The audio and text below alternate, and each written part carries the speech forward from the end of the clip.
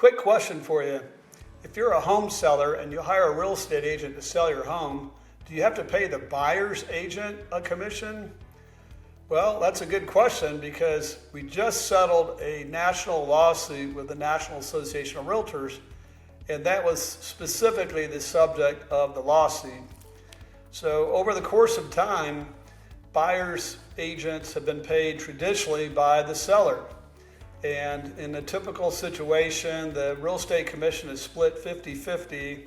Now, the reason why this matters is because the settlement under the National Association of Realtors lawsuit says that we cannot offer a buyer's agent commission through the MLS.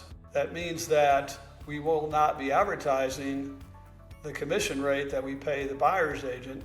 By default means that you don't even have to offer a buyer's agent a commission. Now, let's talk about what the National Association of Realtors lawsuit says, okay? The major thing that is gonna happen is in the MLS system, they're gonna remove the field in the database that shows what the seller is offering the buyer's representative for a commission rate. When they remove that field, that means that it doesn't mean the seller can't offer the buyer's agent the traditional split. What it does mean is that the listing agent can't advertise it on the MLS.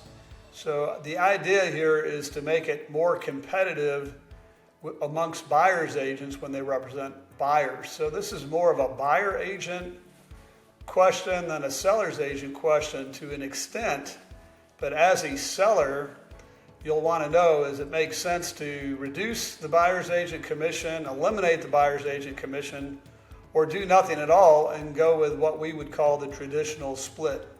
Okay, and let's talk about that real quick.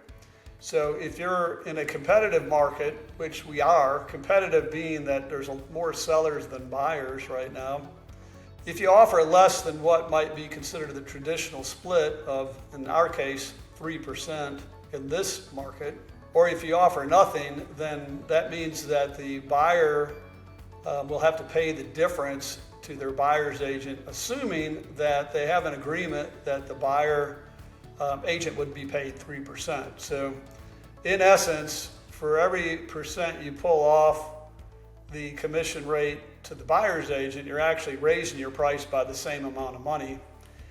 What we see, at least in the short term, these rules go into effect this summer and officially, I think, August 17th.